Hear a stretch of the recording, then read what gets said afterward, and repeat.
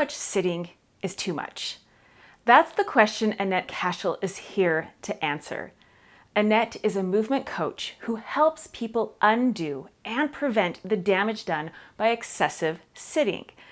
As an ex-corporate girl, she avoided a neck fusion operation and now combines her expertise in Pilates and movement to help others thrive with corrective exercises and the lifestyle changes to support them. Annette has spoken on radio, podcasts, and corporate wellness webinars. She is also in articles for Thrive Global and was featured in Grow Wild and the Irish Examiner.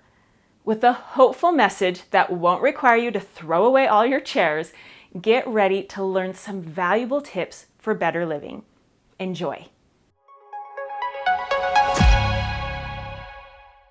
Imagine being forced to do something that's known to be seriously bad for your health.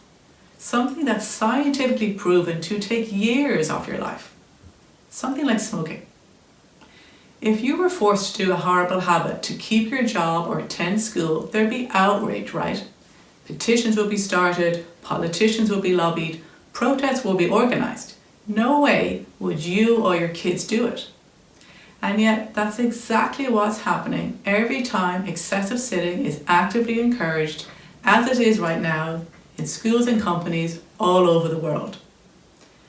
In recent years, there has been mounting media coverage about how sitting is hazardous to your health, prompting the slogan, "Sitting is the new smoking." While it makes for a great headline, it's not entirely true.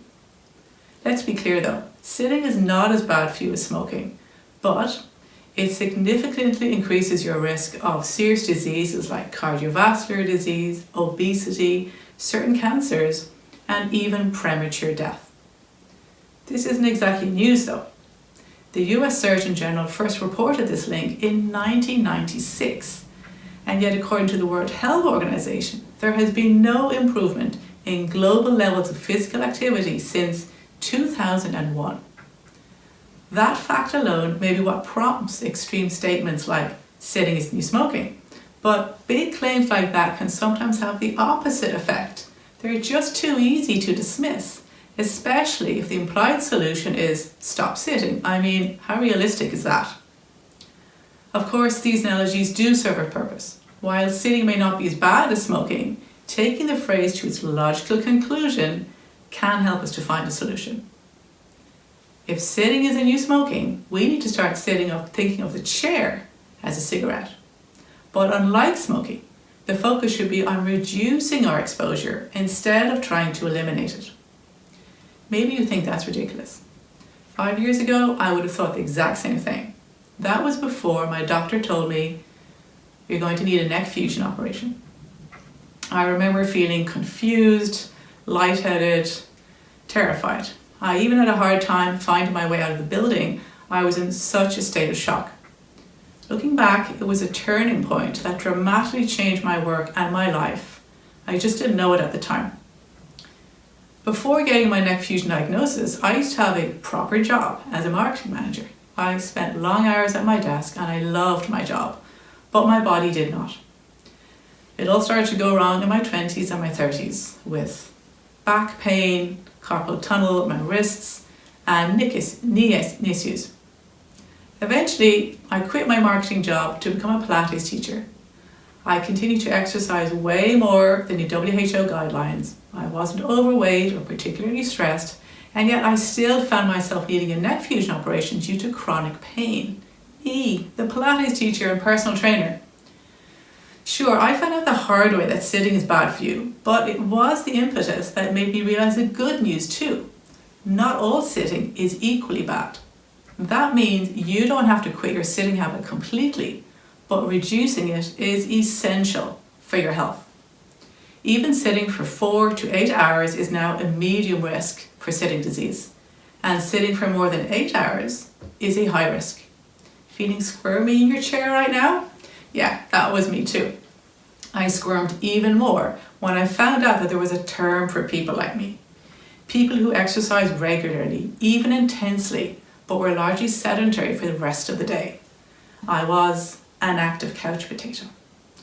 Active couch potatoes who exercise an hour a day are only 6% more active than couch potatoes who never exercise, because that 1 hour is just 1 hour out of potential 16 hours of movement. I'm not going to lie, it was another shock and a definite blow to my ego as a health professional. Why hadn't I been trained in the importance of general movement, which was so fundamental to true health and quality of life? Armed with this new perspective, I started adding movement, not exercise, into my day, and my body thrived. I still exercise, but I actively looked for movement opportunities throughout the day and embraced them. I also changed my home work environment to make more movement unavoidable and didn't rely on pure willpower. In short, I was sprinkling short bouts of movement throughout the day and becoming genuinely active. The result is I was able to stop all medication, I avoided the neck fusion operation and all the pain and distress associated with it.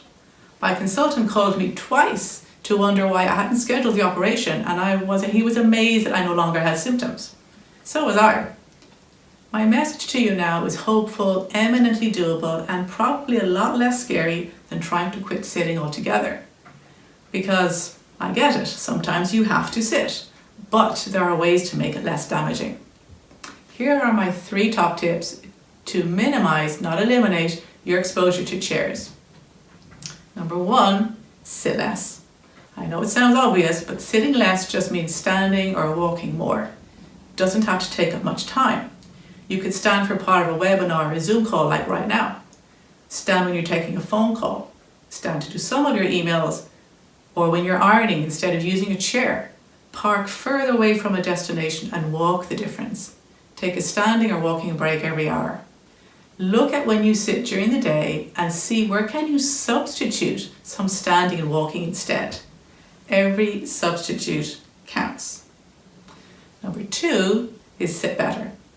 Even if you adopt the perfect sitting posture, you will start to slouch on a chair at some stage. To make this less inevitable, you can change the angle of your chair so it's upward sloping rather than downward sloping. You can buy a wedge, something like this, and place it on your chair seat. Or you can make your own by getting a towel, rolling it up, and putting towards the back of your chair, but not touching the backrest. Add it to all the chairs in your house, your office chair, your dining chair, your piano stool, and the benefit will spread throughout the day, every day, without you having to think about it. No willpower required. Number 3, when you have to sit, sit differently. You could sit on a yoga ball or on a stool without a backrest. You could sit on a lower stool or an ottoman, or on the floor using yoga bolsters and cushions. Your body thrives on movement, and having the strength to get down to the floor and back up again is a life skill worth developing and maintaining. I don't know anyone willing or able to eliminate sitting, and that's fine. You don't need to. Unlike smoking, you get huge benefits from just cutting back. As Wayne Dyer said, once you change the way you look at things, the things you look at start to change. I hope you never look at a chair the same way again, and that schools and companies never look at a chair the same way again either. That way they'll be more likely to adopt the 3 goals of sitting less, sitting differently, and sitting better. And you and your kids won't be forced to do something terrible for your health just to attend school or work ever again.